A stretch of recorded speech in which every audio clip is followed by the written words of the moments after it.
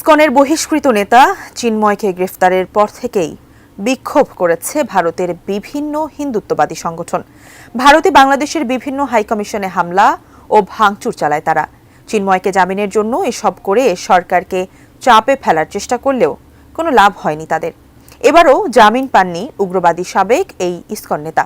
বিস্তারিত মোহাম্মদ সোহাগ বিশ্বাসের রিপোর্টে। চিন্ময় গ্রেপ্তার হওয়ার পর থেকে জল অনেক দূর গড়িয়েছে। বাংলাদেশের সাথে ভারতের সম্পর্ক এখন তলানিতে। এর অন্যতম কারণ বাংলাদেশের স্বৈরাচার সরকার প্রধানকে আশ্রয় দেয়া। আবার সেই ভারতে বসেই দেশের বিরুদ্ধে শেখ হাসিনার ষড়যন্ত্রকে মেনে নিতে পারছে না সরকার, যার প্রতিবাদে প্রতিনিয়ত জানিয়ে আসছে পররাষ্ট্র মন্ত্রণালয়। এ সবকিছুর মধ্যেই জাতীয় পতাকার অবমাননার অভিযোগে রাষ্ট্রদ্রোহ মামলায় চিন্ময় কৃষ্ণ দাস ব্রহ্মচারীর জামিন শুনানির অনুমতি চেয়ে করা আবেদন নাকচ করে দিয়েছে আদালত। বুধবার অবকাশকালীন চট্টগ্রাম মহানগর দায়রা জজ আদালত এই আদেশ দেন।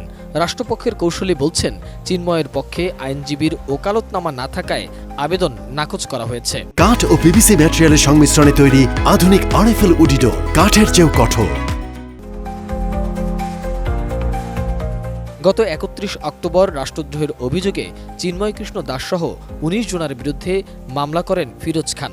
আদালত সূত্র বলছে, চিন্ময় কৃষ্ণ দাসের জামিন শুনানি আগামী বছরের ২ জানুয়ারি পর্যন্ত ধার্য রয়েছে। তবে বুধবার মামলার অন্য ২ আসামির জামিন শুনানির হওয়ার কথা ছিল। আইনজীবী না আসায় সেই শুনানি হয়নি।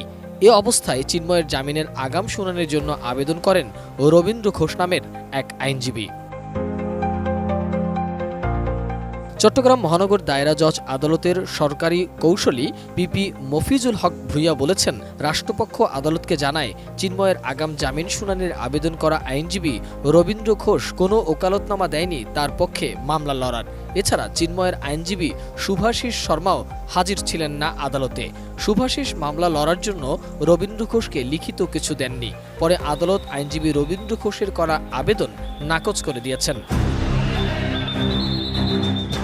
চিন্ময়ের জামিন নাকচ হলে আদালতে হট্টগোল করে তার আইনজীবীরা। এর আগে চিন্ময়ের জামিন নামঞ্জুর হওয়াকে কেন্দ্র করে গত ২৬ নভেম্বর আদালত প্রাঙ্গণে সংঘর্ষের ঘটনা ঘটে। এ সময় আইনজীবী সাইফুল ইসলামকে পিটিয়ে ও কুপিয়ে হত্যা করা হয়। এ ঘটনায় সাইফুলের বাবা জালালউদ্দিন বাদী হয়ে ৩১ জনের বিরুদ্ধে হত্যা মামলা দায়ের করেন। এছাড়া পুলিশের উপর হামলা, কাজে বাধা দান এবং আইনজীবী ও বিচার প্রার্থীদের উপর হামলা ও ককটেল বিস্ফোরণের ঘটনায় আরও ৫টি মামলা দায়ের করা হয়। মোহাম্মদ সোহাগ বিশ্বাস, এটিএন নিউজ, ঢাকা।